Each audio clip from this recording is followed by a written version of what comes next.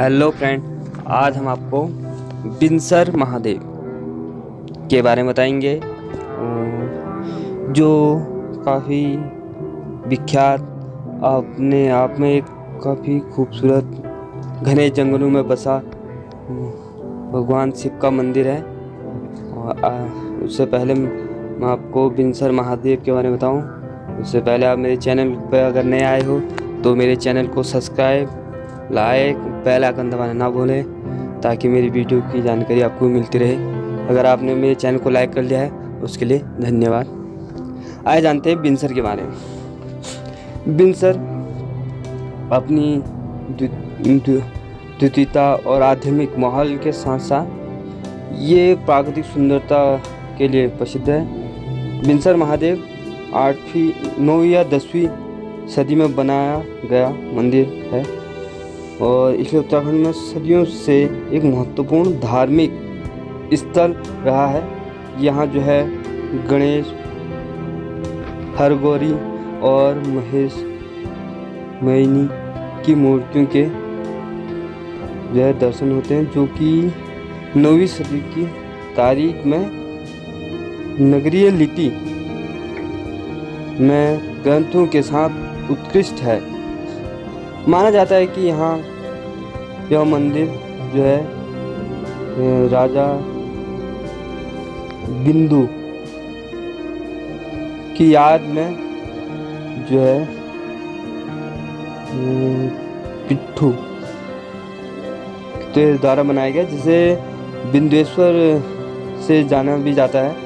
यहाँ देवदार के वृक्ष हैं, पाइन है, ओक है, कई सारे जो है जंगली पेड़ हैं और घने जंगलों में बसा हुआ।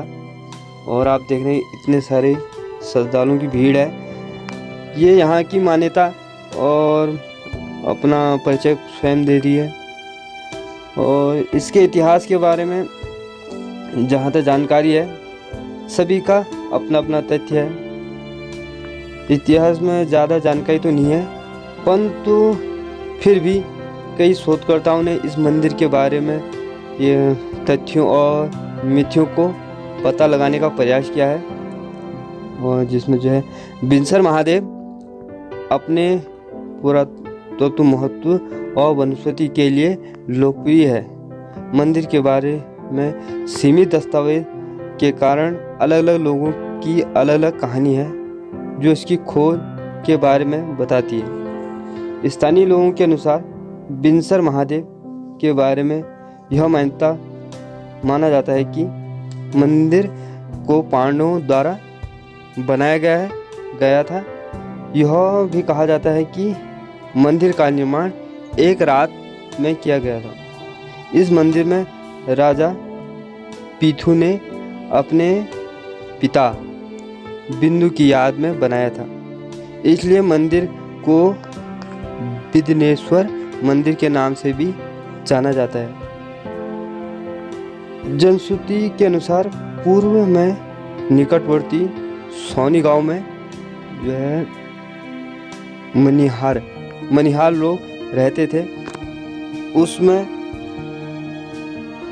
एक व्यक्ति जो था वो दूध का व्यवसाय करता था अपनी रोजमर्रा की आवश्यकताओं के लिए। और क्षेत्र में ही वो बिनसर जो क्षेत्र है, यहीं वो जो है घास चरने उसकी गाय जाया करती थी। और घर आने पर जब गाय घास चर के घर आती थी तो घर आने पर गाय का दूध निकला रहता था। एक दिन मनिहार गाय के पीछा करते करते जो है गया कि आखिर दूध जाता कहाँ है, कौन निकाल लेता है। तो जाते घने जंगल में गया और एक शिला के ऊपर गाय खड़ी होकर गाय दूध स्वयं निकल रहा था गाय का। तो देखकर वो हैरत में रह गया। गुस्से से मनिहार ने गाय को धक्का दिया और धक्का देके कुल्हाड़ी के जो पिछला हिस्सा होता है हिस्से से शिला के ऊपर प्रहार कर दिया। जब प्रहार करता है तो उसने देखा जब गाय जब दूध दे रही थी तो ठीक है शिला दूध पी रही थी, तो उसके बाद उसने शिला पे जो है कुल्हाड़ी दे मारी, तो शिला से जो है रक्त की धारा बहने लगी। तो वो आनंद फानन में जो है घर भाग आया और रात हुई। रात को उसे सपने में, उसी रात उसे सपने में एक बाबा या साधु कह सकते हैं, साधु आए। तो उनने मनिहारों को गांव छोड़ने के लिए कहा। तो पुराने ज़माने में साधु संतों की बातों को अधिक महत्व देते थे, तो मनिहार जो है गांव छोड़कर रामनगर चले गए। तो दूसरी जो यहाँ की कहानी है कि मंदिर के बारे में माना जाता है, जनश्रुति के अनुसार सोनी बिनसर के निकट किरौला गांव में एक 65 वर्षीय निसंतानी एक महिला रहती थी। उन्होंने सपने में एक साधु ने दर्शन दिए, देकर कहा कि कुंज नदी के तट की एक झाड़ी में जो है एक शिवलिंग पड़ा है, उसे प्रतिष्ठा कर मंदिर का निर्माण करने को कहा। तो वो महिला अन्य लोगों को बताती कि ऐसी सी बात हुई, सपने में एक साधु महाराज आए। और तो देखते हैं, जब जाते हैं तो देखते हैं कि वहाँ एक शिवलिंग है। जो है फिर मंदिर का एक निर्माण करते हैं, छोटा से मंदिर का। पूर्व में जो है इस स्थान पर एक छोटा सा ही मंदिर स्थापित था। वर्ष 1959 में श्री पंच दर्शनम जूना अखाड़ा से जुड़े नागा बाबा मोहन गिरी के नेतृत्व में इस मंदिर पर भव्य मंदिर का जीर्णोद्धार शुरू हुआ। इस मंदिर में वर्ष 1970 से अखंड ज्योति जल रही है। मंदिर की व्यवस्थाएं देख रेख 108 श्री महंत रामगिरी महाराज ने बताया कि यहाँ की शंकर शरण गिरी संस्कृत विद्यापीठ की स्थापना की गई है। ये तो रहा मंदिर का इतिहास। यहाँ इस मंदिर के बारे में क्या क्या बातें या कथाएं क्या प्रचलित है। तो इसके कम दस्तावेज होने के कारण जो है इसका निर्माण या किस कारणवश कैसे क्या कोई पता नहीं है। तो जो लोग मान्यताएं हैं वो मैं आपको बता चुका हूँ। ये देखिए लगभग पूरा ग्राउंड भरा हुआ और एक लाइनिंग से भगवान शिव के दर्शन, और पूरे 10 दिन का मेला लगता है। 10 दिन यहाँ एक महायज्ञ होता है। तो पुरानी कहावतें हैं कि जब बिनसर महादेव में 10 दिन का जो है भागवत आरंभ होता है, तो उस दौरान जो है गर्मी और जो है बारिश नहीं होती है, ताकि भागवत में कोई खलल ना पैदा हो। तो बूंदाबांदी होती है, ज़्यादा नहीं होती है। तो ये हम कई वर्षों से देखते हुए आ रहे हैं और बड़े बुजुर्गों से भी सुनते हैं कि जब बिनसर महादेव में 7 या 10 दिन का वहाँ कार्यक्रम चलता है तो बारिश नामात्र होती है। और ये देखिए श्रद्धालु काफ़ी उमंग भरे भगवान शिव के दर्शन हेतु दूर दूर से लोग यहाँ आते हैं अपनी मनोकामना पूर्ण होने पर और मनोकामना मांगने की इच्छा व्यक्त करने पे। और वो जो भगवान शिव का शिवलिंग है जिस पे जो है कुल्हाड़ी का प्रभाव था, वो अभी भी जो है देखा जा सकता है। और छोटे छोटे बच्चे काफ़ी उमंग भरे कि हम भी भागवत और भगवान शिव के दर्शन करें। इसी आशा के साथ हर कोई काफ़ी दूर दूर से यहाँ जो है श्रद्धालु पहुँचते हैं और 10 दिन तक यहाँ पूरा मेला लगा रहता है। अगर आप आते हो रानीखेत की ओर तो ये अब तो ये समाप्त हो चुका है। 14 तारीख को भंडारा था जून में। तो काफ़ी अच्छा। ये देखो सारे दर्शक खुश, भगवान शिव के दर्शन है तो। और एक तो ये बड़े ही घने जंगलों के बीच बसा है, एक अनोखी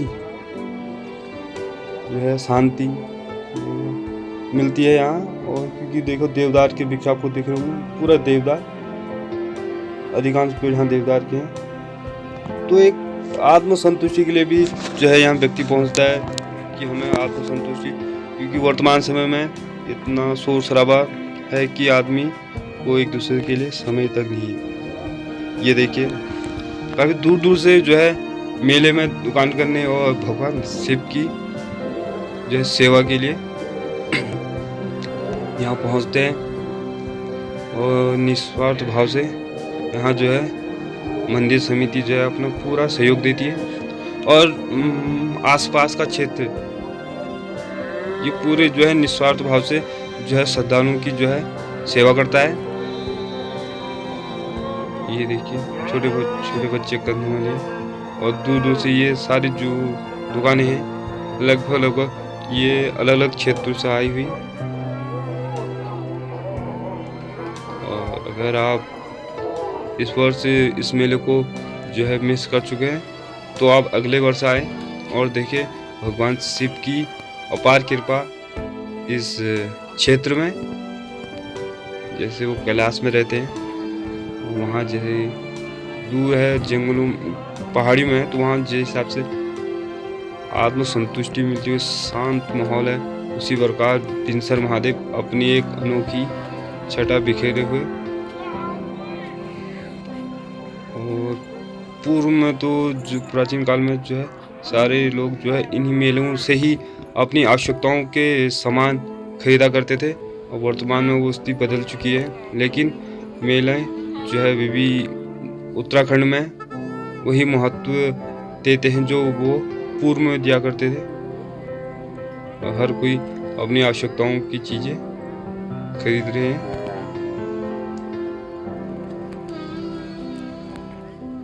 तो आप बताएं आपको मेरा वीडियो कैसा लगा और कमेंट करके बताएं।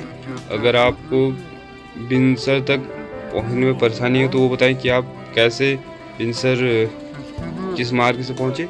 ये रामनगर रानीखेत मार्ग में बसा हुआ है। ये जय बिनसर महादेव जो है सोनी डोलीखेत के भी नाम से जाना जाता है, सोनी बिनसर भी कहा जाता है, कई नाम है। तो आप आइए परिवार के संग, छुट्टियाँ जो है वर्तमान में पड़ चुकी है स्कूल में, तो आप भी देखिए कि भगवान शिव के दर्शन कीजिए और कमेंट बॉक्स में बताइए कि आपको कैसा लगा। अगर आपको मेरी जानकारी अच्छी लगी तो मेरी वीडियो को फ्रेंड सर्किल में जो है शेयर करें ताकि मेरी जानकारी हर किसी को मिले। Thank you.